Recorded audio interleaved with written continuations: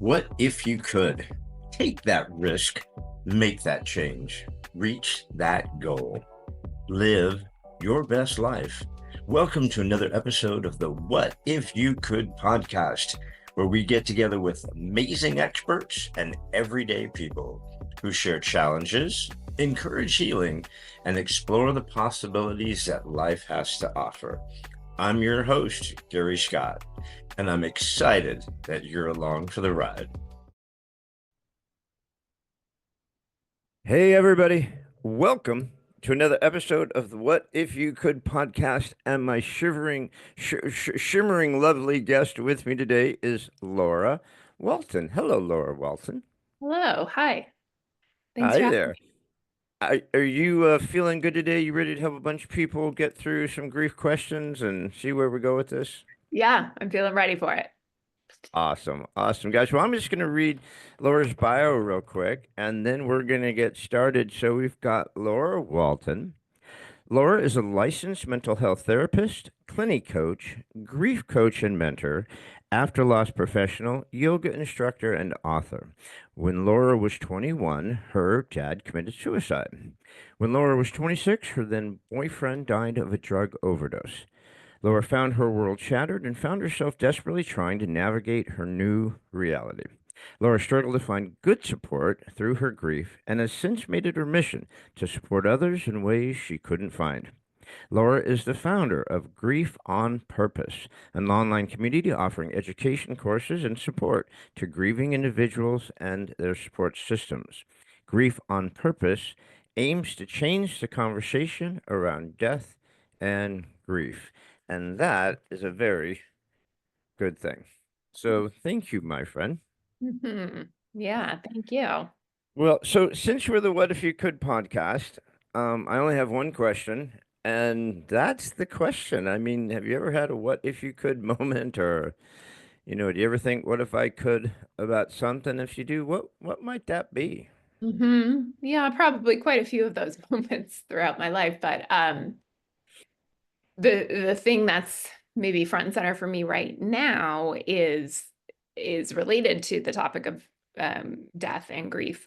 But I have felt like um since the deaths that I've experienced, and this has evolved over the years, but felt like that I've had this connection in a different form with the people in my life who have died after their death.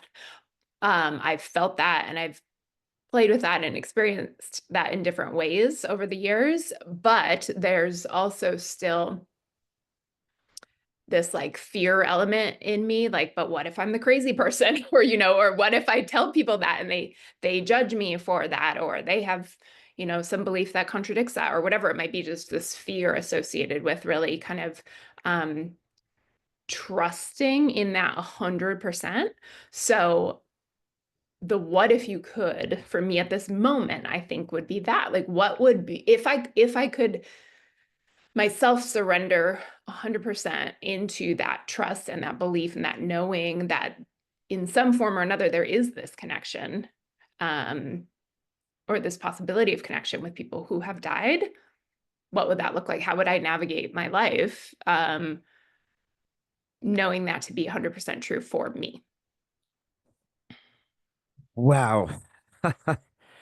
I mean, having experienced some significant loss also, and dealing with the grief, which didn't go well for a decade. Yeah, I mean, imagine you reach out and do that, and the healing that can come from that, right? The Mhm. kind of like the closure and the healing that you can get. I mean, my things came when I lost my wife to cancer. It was, we I was caregiver for 2 years. Things weren't going well. With you, I mean, you had two real kick in the nuts kind of episodes where it's like, bam. I mean, there's no there's no really way to get closure real easily that way, huh? Yeah, I mean, I think any kind of closure that I would have had to get, or that I have gone had or have gotten, has been through my own efforts to do that, or my own kind of creation of that very one-sided, just me creating it, the other person not Well, I'll say this, the other person not involved in life. However, kind of pointing to what I was saying a minute ago, like I truly have felt their a connection with them through energy over the years. And so I have um maybe more so even with my dad because our relationship wasn't great at the time of his death. I've felt kind of a reparation of that relationship over the years, which brings in some ways a sense of closure, which is pretty cool. Yeah. Well, it helps to be a Pisces empath. It does help to be a Pisces empath. You Are you kind a of feel Pisces things that you feel empath? things other people don't feel, right? Yeah, I mean, yeah, maybe that's part of it for me, how or why um I'm even able to consider doing that. Yeah. You talked about fear and trust, and it's so challenging because fear about dealing with the emotions. I mean, I initially just ran. I was like, "Yeah, I'm okay. I'm okay. I'm out of here." And then I got engaged to another gal in 4 months after my wife passed, and everyone's like, "Holy shit, what did you just do? You're a disaster." It's just you. I just ran from it. I Mhm. didn't want to face it. I wasn't strong enough yet, to do it. So, and also the fear of burdening people. It's like, Yeah. I don't want to lay my shit on people. So that's a really challenging thing to deal with. It's a lonely feeling. Mhm. Yeah, that is a really lonely feeling. You're left kind of navigating this world that nobody has prepared you for up until this point, all on your own. And yeah, you don't want to. It can feel so heavy and overwhelming, and you don't want to burden other people with that.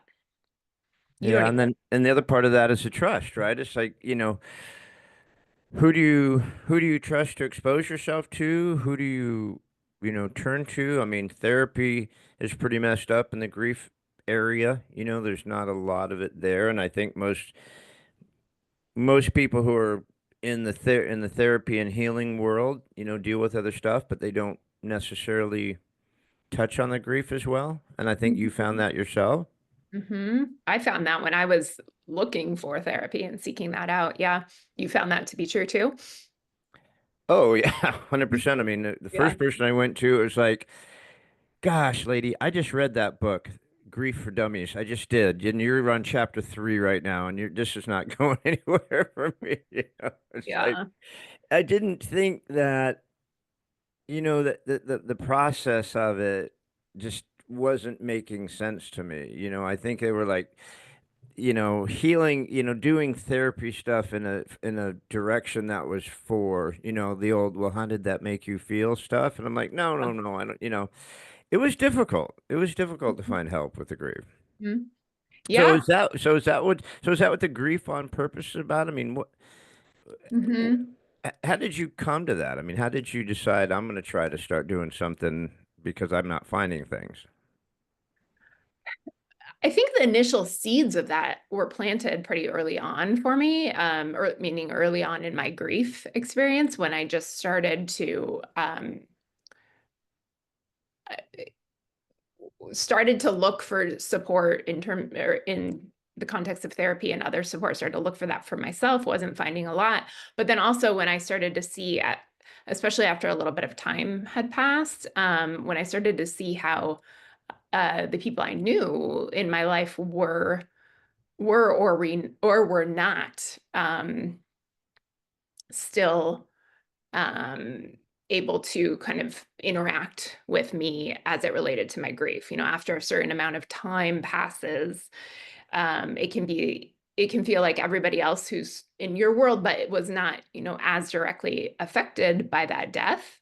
Their lives go on, and other things happen, and they get distracted with whatever is going on with their life, and they forget about this huge groundbreaking thing that has just happened in your life and is never going to go away, but so it's front and center for you all the time, but everybody else in the world seems to, at least it feels like, they forget about that. So that was a time period that I found to be really difficult, and maybe the time when I started to feel like is there something wrong with me? Am I crazy? You know, why is this still so big for me, but it's not so big for everybody else? Yeah. And I think that's where the seeds of the evolution of the work that I've been doing with grief were sort of planted, because even I was young and I you know, looking back, I thought I was pretty wise, but I wasn't so wise. But I even had a sense of this feels wrong, you know, given the fact that we're all going to die. So we're all going to have somebody we love die. So we're all going to experience this grief. The fact that nobody knows how to deal with this seems really weird to me. Um, and that sort of set me down the path of all the different things I've done and trainings and programs I've completed, but with the purpose of really trying to normalize more of this conversation around death and grief and provide support that actually feels good and true and compassionate, and not just kind of like you're going through the Grief for Dummies handbook. You know, it's such a touchy topic, Yeah. death, grief, especially suicide. Yeah. Suicide's a super touchy topic. I did a great podcast with a gal who's like full blown on the suicide thing, like just exposing it, like getting out of the closet, like, just normalizing the conversation around suicide because it's like such a bizarre thing to talk about, right? You have two sides of it. Oh, the person's a hero who committed suicide. Oh, the guy, person's a coward that committed suicide. When both of those are bullshit, that doesn't even matter. It's like let's deal with who's left Hmm. because those are the people that are suffering. And that moving on thing is such a trip because, when my wife passed away, I got 97 casseroles delivered to the house. And a week Yeah. later, there's no more casseroles. I'm like, where's the Uh-huh. casseroles, right? It's Yeah. like people move on. People have, Yeah. have lives. And we're still sitting there in this, in the darkness going, what the heck? Right? Hmm. So with your grief on purpose, it says it's a online community. So is it just a place people can go to kind of network and talk these things out and share stuff that they're going through? Yeah, so right now, as far as the community aspect, it's through a Facebook group, the Grief on Purpose Facebook group. But on the actual website, there are resources available, and then courses and journals that I've created based off of my prior to creating this Grief on Purpose business. I was working as a mental health therapist specializing in grief, and for 12 years, I think. And so over the course of those years, I heard the same um, themes around questions, common misunderstandings, common questions that people had around grief. So I kind of compiled all of that and created these courses and journals um, to be a support for people who are grieving, who may never go to therapy for whatever that reason is, or who can't find good grief therapy, to be able to still access information on their own time and on their own terms. So that is all a part of what I am currently offering with the Grief on Purpose. Cool. Tell me about the journal. I'm a big journal. I got 100 of them laying around here. Every time I see a new journal, I'm like, ooh, that one's cool. Let me Mhm. check that one out. And there's so many journals for so many different things, whether exercise or diet or just doodling, whatever. So tell Yeah. me tell me about the journal. That sounds Yeah, so I have created two. One is a grief journal and one is a trauma journal. Um, sometimes with grief, there is an intersection with trauma involved with that. But there also can be experienced as two separate things. So there's the two journals, and they just include both journaling prompts and action prompts. So the journaling prompts are again inspired by just the same types of questions that I've heard over the years, and how we can kind of get to know our grief and develop a relationship with our grief. And then there are action prompts, which are just things that we can do with it. So we can be with our grief in journaling about it and writing about it, and then we can do with our grief um, through various actions. That's odd. Is it like a daily thing or just when you feel like going through it or what's the structure of it? Yeah. It's not set up daily. It's just sort of I wanted it to be something you could pick up and put back down, just as needed, whether that's daily or whether that's you only touch it once a month, because as I'm sure we all experience grief differently. And for some people, they want to do something daily. And for some people, that's just way too much. So you have the flexibility there and seeing what works. Yeah, I didn't want to do anything for 2 years. So Yeah. Yeah. it took me 2 years to finally go, you know what, dude, you better do something. Yeah. You're a crash and burn mission. So that's cool. Is that on your website? People can Yep. find those Yeah, on that's your website? available on the website, Okay. When we'll griefonpurpose.com. put all Yep. that stuff Mhm. on the podcast at the Yep. on so people can reach all that stuff through the link. So what was the time frame between your father and your boyfriend? How far apart were those? 5 years. Ow, holy shit, that's really close. Hmm. That's crazy. Yeah. I Yeah. mean, I mean, it's been 10 years for me and I'm barely now starting to kind of work through the grief. I mean, 5 years from your dad, you probably were still in the shit when your boyfriend, when that happened. Yeah, well, I was, but I don't think I realized that at the time. In hindsight, I can see the way I dealt with my dad's death was just by avoiding it, just pretending it didn't happen. Yeah. Essentially, I wasn't very close with him at the time of his death. We had a kind of a strained relationship. I hadn't seen him very much. I was 21, so I was already just kind of naturally going out and becoming my own person. So all of those factors made it kind of easy, so to speak, for me to just kind of pretend it didn't happen. But then I think that really was compounded when my boyfriend died 5 years later, because all of the stuff I hadn't dealt with or faced with my dad was piled then on top of the death of my boyfriend, which was a much harder death for me to experience than that of my dad. Yeah. It's I had pretty much zero relationship with my dad, and then my wife and I had our first son, and then my dad just all of a sudden turned into a different person. I was like, dude, you're like a really great grandpa. You sucked as a dad, but you're a great grandpa, Yeah. and so we started kind of getting close, and then he died when my son was only a year old, so it's like shit, I was starting to actually see a dude who I didn't even know for 30 years, as my dad. He just wasn't a dad. And now he's like a really good grandpa and he just loves my wife. And then he dies of a massive heart attack. I'm like, oh shoot, but because like you said, I mean, we didn't have that relationship. I wasn't really like overly devastated, right? It was like, well, my dad died. That sucked. Or when my son's grandpa. But when my wife passed, we were like everything. We got together super young. We were together 28 years, and it was like you lose an entire part of your body. It's like you lose something that's like meant everything to you, and it just seems like that's kind of how it was with your boyfriend. He was that person for you. Yeah. He was the closest person to me at that time in my life. If you had asked me who would be the hardest person in your life for you to have died, would have been him times a million.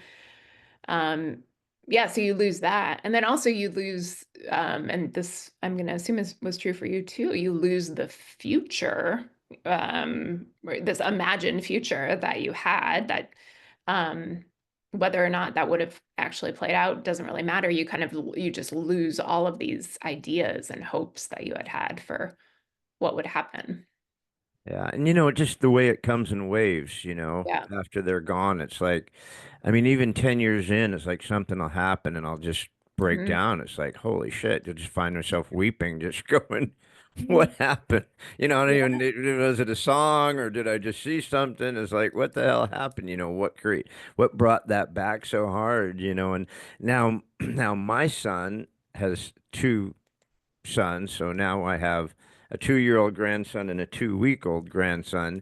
And knowing that his mom isn't there for it when that's what she lived for. It's like, you're so happy to have the grandson, and it's just so devastating that she's mom's not here to see it, and Mhm. so it's one of those things that just kind of never goes away, right? It's just kind of Yeah. always Yeah. there. Yeah. And that's a perfect example of why, there's a lot of people I think have this expectation of when we're going to be done grieving, when it's going to be over, when I can, check the box and be like, I'm done. But it's never going to be done because there's never going to stop being situations like that where the loss is highlighted. And maybe in ways that today you could not even predict, but life is going to happen and those events are going to happen. And the person who has died is going to continue to miss those things, and that's going to mean something to you. Yeah. So how long was it after your boyfriend passed that you're like, all right, I got to start doing something. I mean, I've got to start because I know Mhm. you talk about in your bio and other stuff. It's like you just were like, I've got to start. I feel like I need to do something about this Yeah. for myself and for others. I mean, how long was that distance where you go, let's do something? Yeah. So I it was about a year after he died that I did a yoga teacher training program. I had been practicing yoga for several years prior, but I did this yoga teacher training program, and that was really transformational for me in um, giving me like the possibility of of feeling like I could be happy again. Going into it, I didn't think I ever could, but this program gave me the possibility of that, and um, I think I had sort of intended to teach yoga, using that as a tool for helping people to support people in grief or just other, life challenges. But then I got scared and I didn't teach yoga, and I just kind of sat on that for a while. Um, and then by accident, I was working at a yoga studio, working like the front desk, and the teacher didn't show up. And so I, by accident, ended up teaching the class, which was actually Sweet.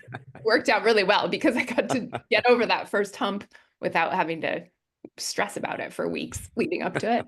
Um, but then so my first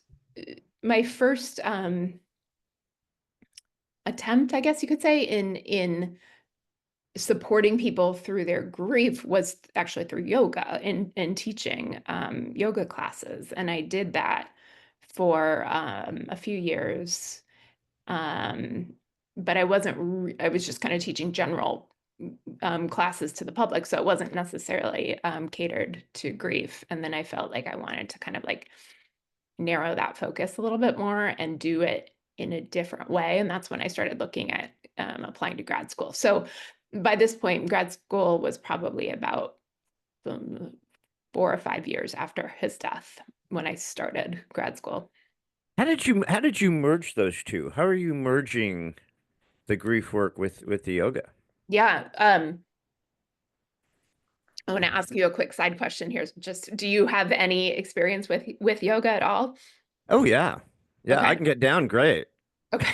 I just can't get back up. Yeah. And my Okay. downward dog is spectacular. Seriously, Yes. it's Okay. incredible. Yeah. Well, do you know? So this is the common thing though. When I say yoga, most often people, at least in the US, think of the physical practice of yoga, which is what you're referring to, obviously with down Yeah. dog. But I've only done two kinds. I've done the hot stun yoga, uh which I thought I was going to die, and then I've done other just like the stretching yoga, like you're talking about. So okay. what kind are you talking about? Well, it's not so asana, which means the physical poses of yoga. So that's would apply to both of the types you just said. That's a Mhm. physical practice of yoga, which is a huge part of yoga and primarily what we know of yoga here in the US right now. But it's also just one of 8 limbs or paths of yoga, as yoga was originally defined thousands of years ago. So um, the original goal of yoga was stilling the fluctuations of the mind, or yoga was to quiet the mind. And there were different paths on how you could get there. And physical poses was one, but there's other paths too. So how this all kind of ties together is the practice of yoga is really a practice of learning how to quiet down our mind, how to quiet our thoughts, keep us from, just chasing every little thought that comes up or every belief that comes up. So through both grief and mental health, our minds can be, the experience of living in our minds can be very busy, very loud, very distracted. So that's where I, in different ways, but intersect the yoga with the grief work or even just general mental health work is not necessarily through physical poses, although sometimes that's done and sometimes that's appropriate, but more so through the philosophical explorations that yoga brings about in how we can, just to summarize it in one sentence, kind of how we can sit with something really uncomfortable, how we can be with what is. Yeah. Um, So in the yoga that I've done, I think most, like you said, most Americans know is just a lot of the stretching and the sun like that. But you're kind of talking this, it's much more meditational, much more meditation yoga, much more of mhm. the mind than body yoga. Yeah, yes. But that also doesn't mean what I'm referring to is, sitting in meditation for hours every day. It's more philosophies. So just as an example, one of the philosophies of yoga is ahimsa, which means nonviolence. So we can practice and we can explore nonviolence and where that shows up for us in our lives and where we might be able to, if we want to. Another important point is we get to choose whether or not this is right for us, but if we want to change that. So nonviolence could be maybe the obvious, like when we hit somebody or throw something or whatever, that's violent, sure. But maybe what's actually more common, what somebody might see in their everyday life is how they might be violent through thoughts towards themselves or towards others, maybe judging others or judging themselves. Like, why am I still um, feeling this way about this grief? I think there's something wrong with me because I'm not over it yet. That could be an example of a violent thought towards ourselves. So the teachings really just teach these as considerations, things to kind of get familiar with and consider them in ourselves and consider how they show up in our lives. So I can do that sitting in meditation, sure, but I can also do that while I'm driving or at the grocery store or, wherever I might be, just having that awareness of kind of what's going on internally for me. Cool. So what would it be like if you were leading us through a yoga grief kind of class? Do we have our mats? I look great in yoga pants. So right Mhm. off the bat, I'm stoked about this whole thing. Yes, yeah, So is that we have our mats, you're kind of leading us through some sh- are we doing stretching? Are we doing meditation and stretching? Are you yeah. walking us verbally through stuff?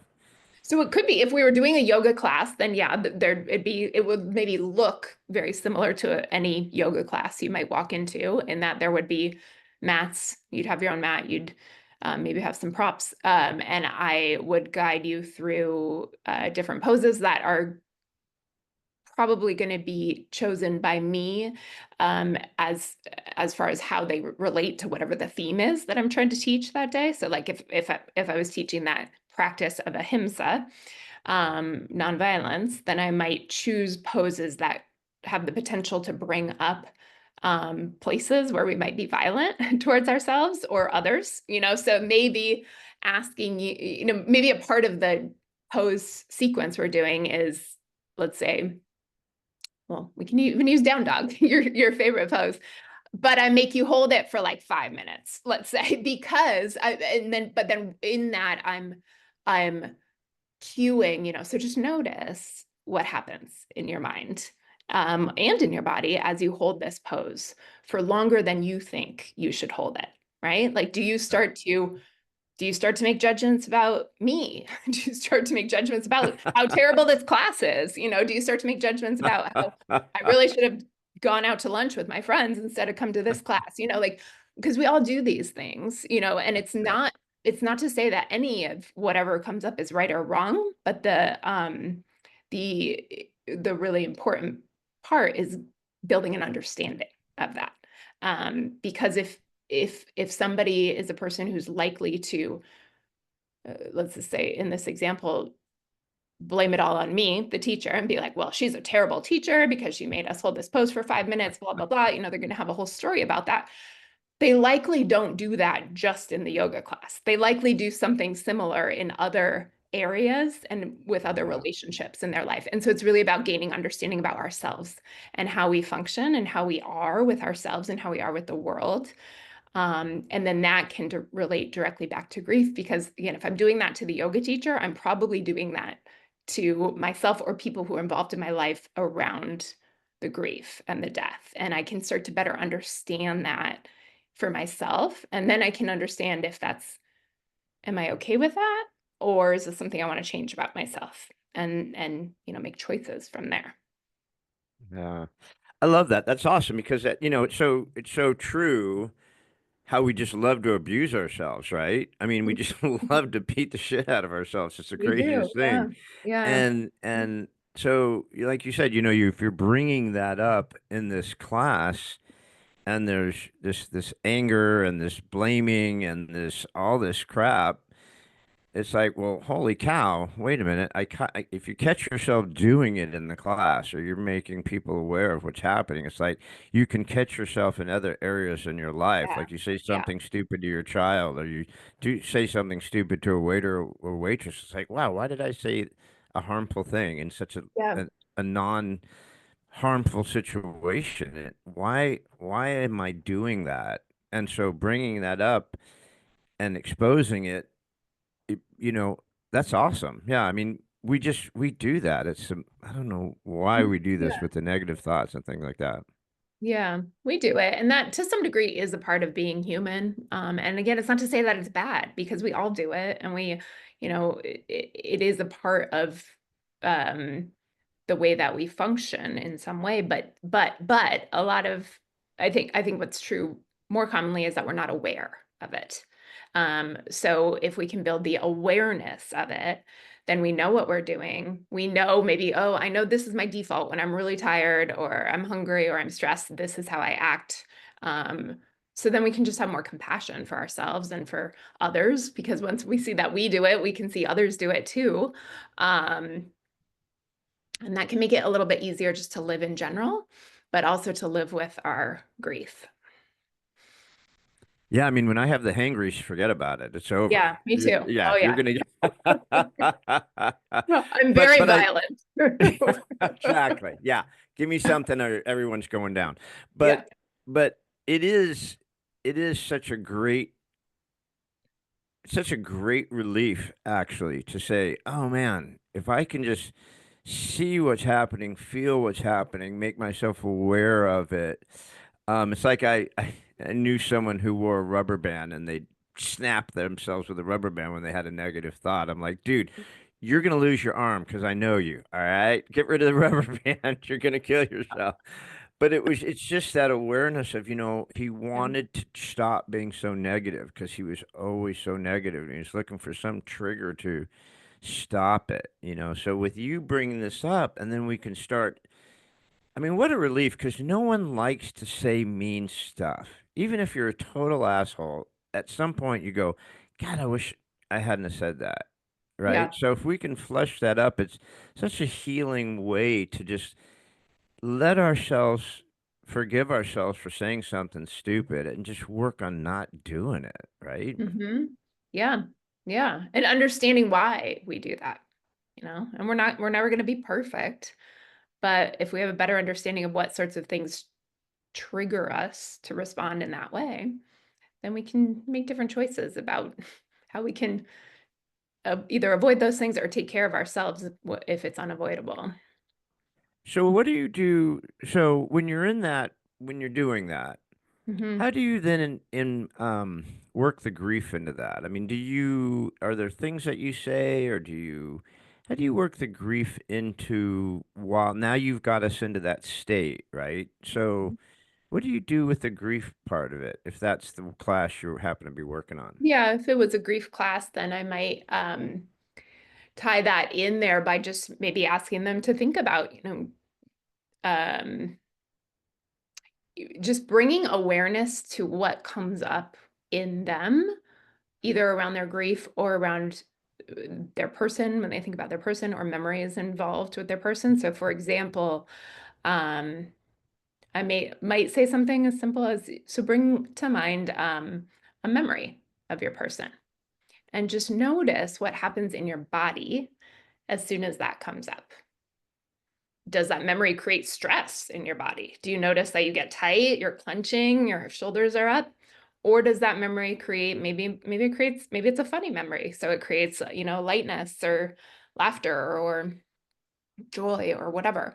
And it's not that one is right and one is wrong. It's again just that awareness of it. So noticing how your body responds to this memory, and then again choosing, does this feel good to you right now or does this not feel good? Is this something you want to change or is this something you want to keep? If it's something you want to change, like let's say it's the tightness, the tension comes up and that feels uncomfortable, then I might say something like, okay, is there somewhere where you can soften that tension, even if it's just 5%, not completely maybe, but just a little. Can you just drop your shoulders down? Can you unclench your fists? Is there something you can do that's going to turn down the volume just a little bit on that tension? And oftentimes people can do that just a little bit, right? But what that does, separate from the yoga classes, teaches us how to be with something that without that without that experimentation there, it might, like let's say you're not in a yoga class, but you're at home, and every time you think of your wife, you just get really tensed up because it's a stressful, sad situation. That may mean that you just eventually avoid thinking about your wife, and you kind of push that away because it's too hard. Um, but if you were being really honest with yourself, maybe you don't want to forget your wife forever. You'd like to be able to remember her, but you don't know how to do that in a way that isn't really stressful to your system. So, just an example like this teaches us that we do have the ability to do that. We do have the ability to soften a little around something that's really hard and really uncomfortable. And that practice can strengthen, so we can, do that to greater degrees, but it allows us to continue to be with something hard, without just shutting ourselves down, every time that comes into our awareness. We can stay with it. We can learn how to stay with it if we want to. Yeah, I love that because, you know, we know if we just bury the stuff, Hmm. it's not going to turn out well, Yeah. And so if we have this constant fear of, well, shit, every time I have this emotion or this memory that it's going to be painful or it's going to trigger me or whatever, then I'm just going to bury that. Yeah. And that's just not going to go well. So if we can just learn, like you're talking about, just let it come up. Let's address it. Let's deal with it. It's there. It's a memory. We're human. We have emotions and feelings and memories. Then they're not going to be as painful as they come up because as the little bubbles float up, we deal with them. We don't suppress Yeah. the gas down and then end up blowing up or having some horrible reaction to it. And the way you're doing it is so gentle, your little mind body connection, but you're gently letting us bring it up, address it, heal it, deal with it. That's awesome. I love that. Hmm. Yeah. Thank you. Yeah. Yeah. It's really just kind of about how our bodies respond to it. And anything that our bodies perceive as being threatening to us, our bodies respond with like, ooh, tension, tightness. Um, but the memory of our person who died doesn't have to be that way. It doesn't have to be a threat. It doesn't have to be perceived as a threat by us. Um, so we can teach our body that it's not a threat. Yeah, when I'm remarried, recently remarried, and my new wife's just awesome. And when I got cancer recently, I got out a picture of my past wife and put that picture on my desk. And my wife's like, "I saw you brought, April out." And I go, "Yeah, I need her strength right now. It's nothing against you. I love you. You're support and everything, but I just feel I need that connection, that strength. I need to see her." And the pictures when she was late in her cancer, and she looked pretty tough, but just her strength in that picture, I Mhm. needed that. So my Yeah. my current wife was like, "Cool. You can talk about anytime you want. I'm glad that that's there for you." So she was really awesome about that. But so instead of taking a negative, "Oh my God, she died of cancer. Now I'm going to die of cancer," it's like she passed, but I'm not going to. But Yeah. her strength of her process through it, her grace, how she handled it, is how I want to do it. Mhm. So there can be positives to when people leave us if we choose to look for them. Mhm. Yeah, there Yeah. can be. But yeah, I Yeah. think we have to make that choice, whether we want to do that, whether we want to believe that, whether we want to keep that connection or not. Yeah.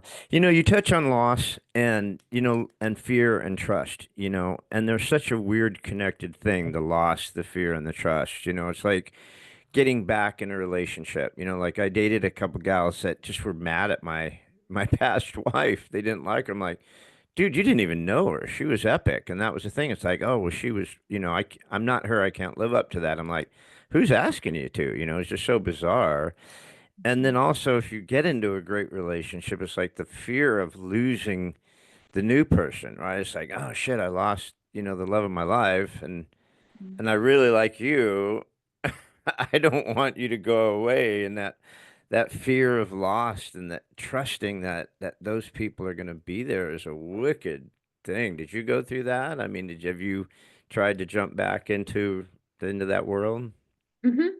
Yeah, yeah, and for several years, I'm in another relationship now and have been for 10 or 11 years now. So it's been this particular relationship has been a long one, but there were a few other relationships that were kind of started, but maybe didn't last very long because of kind of similar to what you're saying. Like there there are people that I came across who aren't or weren't okay with the fact that I had had this past relationship and it had ended in death, and that um, was still very significant and real to me.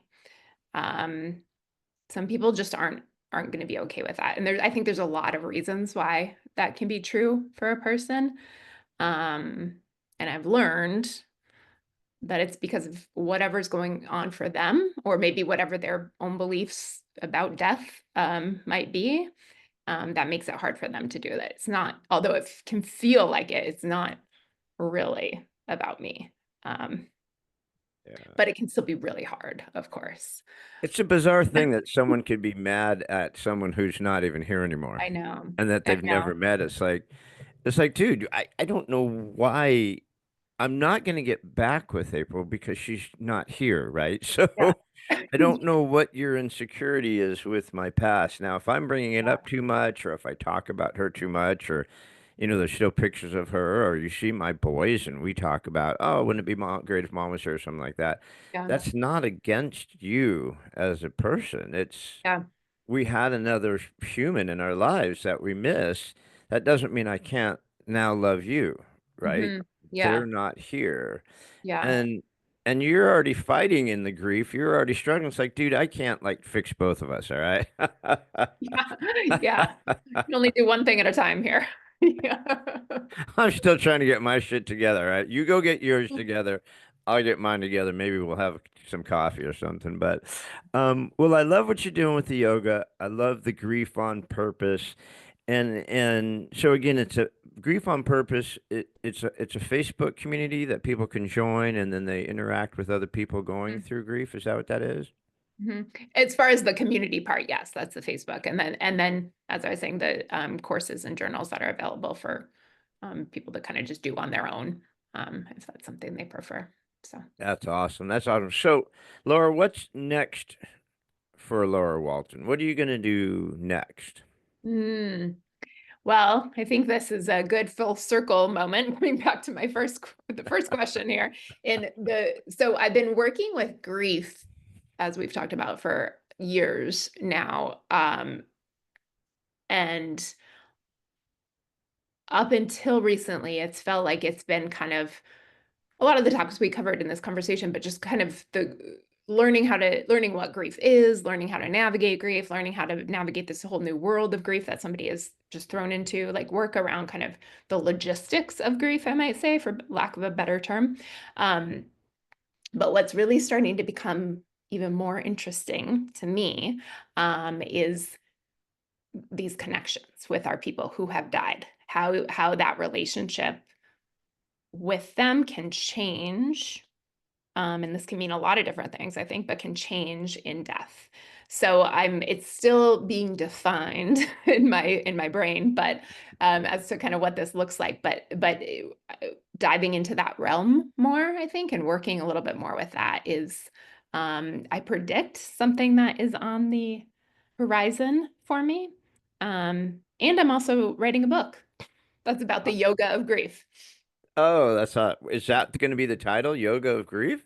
Or what's That's the, the title I'm going with right now. We'll see if when it goes through the publishing process, if that gets changed, but that's my working title, The Yoga of Grief. don't let those publishers mess with you.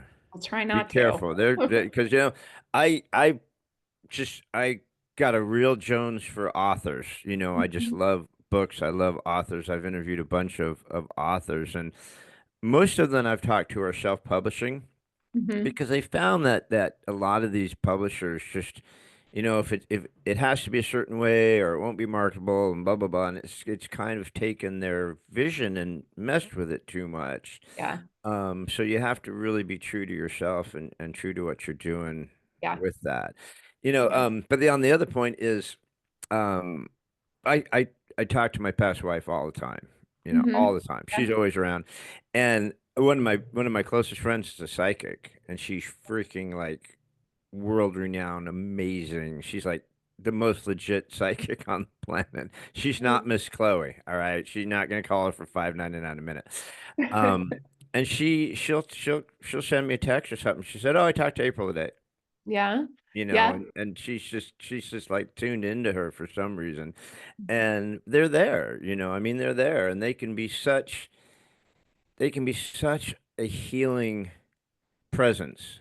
I think so It too. doesn't have to be a negative thing like that they're there, right? It could be such a healing presence. So it's so cool you're doing that. Mm-hmm.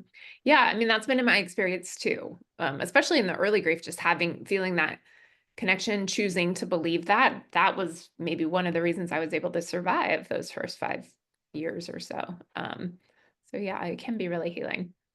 Yeah, that's beautiful. So, Laura, if you've been so gracious with your time, and I this is a really obviously, important topic to me and stuff, and I'm so happy that you're doing this, and I know you're going to help a lot of people. Hopefully, we could reach some people through this that can contact you and stuff. But I lied initially. I said I only had one question, but I Okay. do always have one last question. Okay. I always give you the first question, but I never give you a second question. So if there was a thought that you had, it could be anything. It could be a saying that you read in a bathroom. It could be a thought you have. It could be a wish for people. I mean, if there's one last thought that you'd like to leave with our guests that means, something to Laura Walton that you'd like to share, what would that one thought be? Hmm. Well, I'm gonna not think about it too much and just go with the first thing that comes to my mind, which is a saying that I heard somewhere, but then I also think I saw it written randomly, like graffitied on a bathroom wall once. Maybe that's why it came to mind for me. But um, if you try to fight reality, you'll lose. Wow. That's so epic. That's That's one of so my favorites. Yeah. it's so freaking easy and but so true, right? I mean, Yeah. it's just like it's just such common sense and so true, and that's it's funny that you said that. I'm just not even going to overthink. I'm going to say the first thing that comes in my head, and that's why I always tell people I'm going to say, give me the what if you could question, but I never give them this one because I don't want them to think about it like, oh, I should say this or I should Yeah. say that, right? I just want it to be the first thing that pops in your head. Yeah. It's just weird that I mentioned bathroom wall because I've never said that before, and then you say, I think I saw Well, this that on. sparked the memory for me. Yeah. Yeah. So what is it again? Because it was really good. I want to remember.